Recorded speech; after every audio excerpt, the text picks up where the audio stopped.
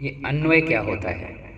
जितने भी मंत्र होते हैं, जितने भी श्लोक होते हैं, उन सभी श्लोकों को, मंत्रों को जानने का सही रास्ता है अन्वय। छंद को बनाने के लिए, छंदोबद्ध करने के लिए जिस प्रकार के भी शब्द होते हैं उसको आगे पीछे लिख देते हैं कि छंद कैसे बने। छंद का मतलब राग, उसमें राग में भंग न हो। इसीलिए इसका सही लाइन बाय लाइन कैसे बनाया जाए, इसके लिए हम लोग उसका अन्वय करते हैं। वैसे मंत्रों का अन्वय करना तो कठिन होता है, लेकिन फिर भी ग्रंथकार ने यहाँ पर किया है। श्लोकों का अन्वय सरल होता है। आइए हम जो पाठ्य पुस्तक में अन्वय दिया गया है इसके सहारे पढ़ने का प्रयास करते हैं।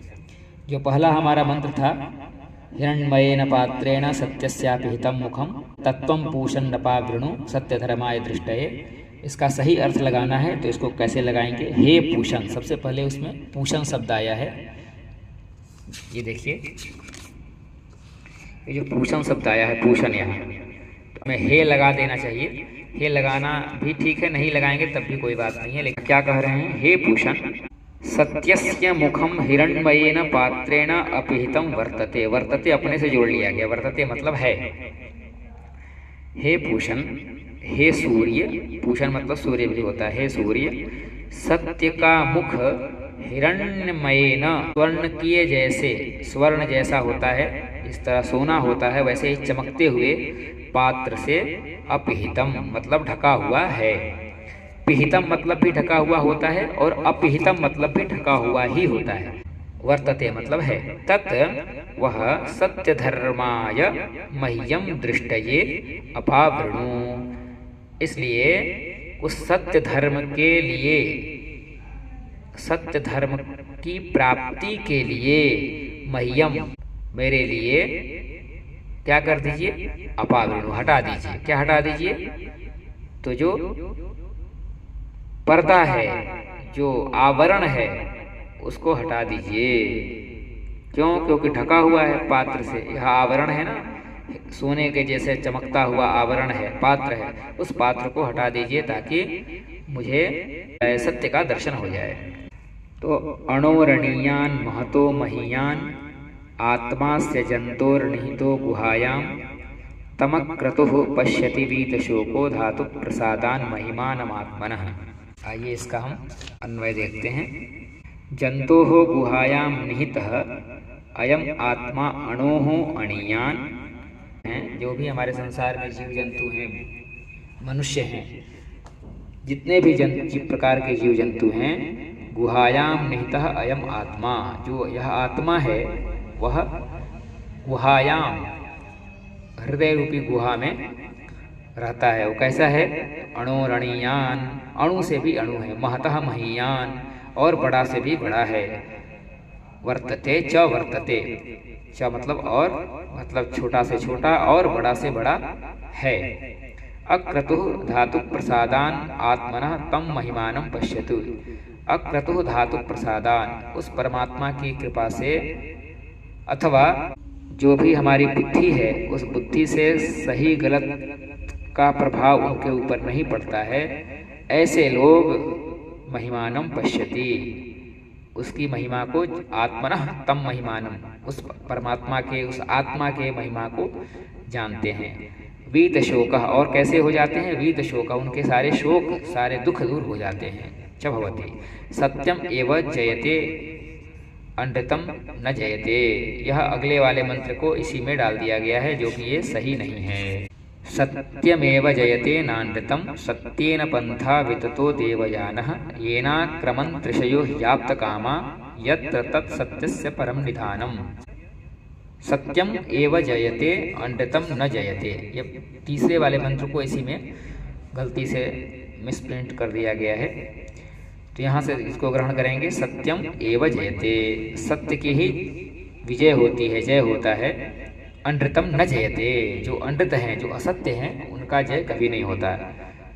सत्येन एव देवयानः पंथा विततः वर्तते, सत्य के द्वारा ही जो देवताओं का मार्ग है, देवताओं का रास्ता है, वह विस्तार हुआ था।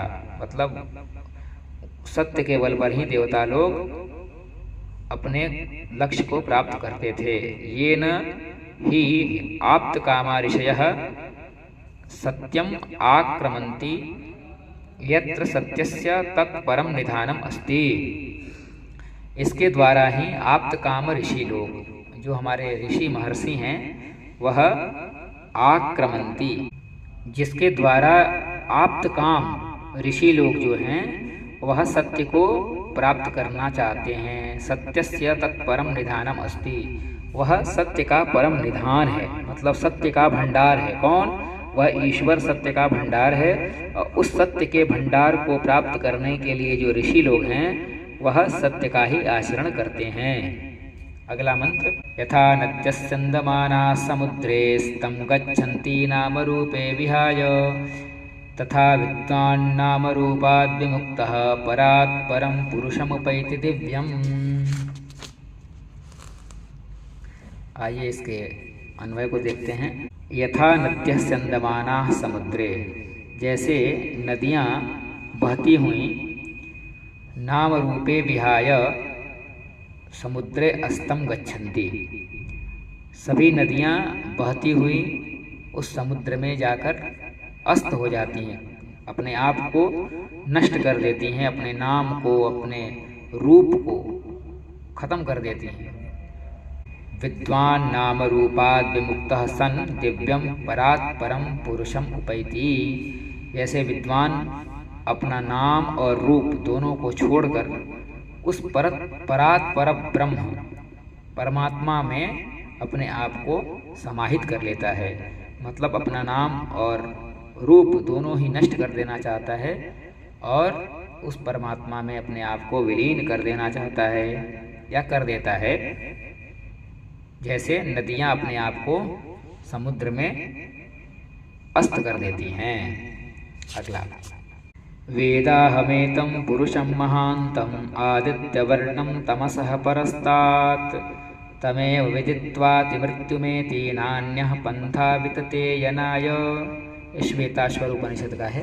अहम तमसः परस्तात् आदित्यवर्णम एतं महान्तं पुरुषं वेद।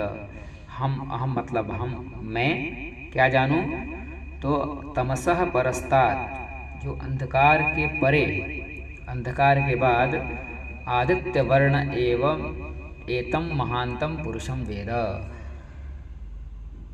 अंधकार के बाद, तमसः मतलब अंधकार के बाद जो केवल और केवल प्रकाश रूप है, आदित्य वर्ण मतलब सूर्य, हम केवल उन्हीं को जाने और किसी को न जाने, सत्य को जाने। जो अंधेरा है वह असत्य का प्रतीक है, जो प्रकाश है वह सत्य का प्रतीक है। कुल मिला के हमको सत्य को ही जानना है, उस आदित्य वर्ण भगवान सूर्य को ही जानना है।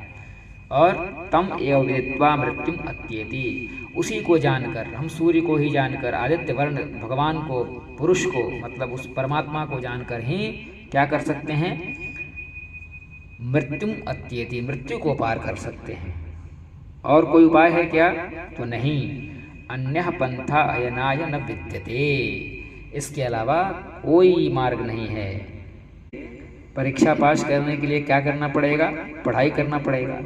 वैसे ही उस ईश्वर को जानने के लिए हमको केवल और केवल ईश्वर के बारे में ही चिंतन करना पड़ेगा, मनन करना पड़ेगा और सत्य का आचरण करना पड़ेगा। इसके अलावा कोई मार्ग ही नहीं है। सारे के सारे मार्ग भ्रमित करने वाले हैं।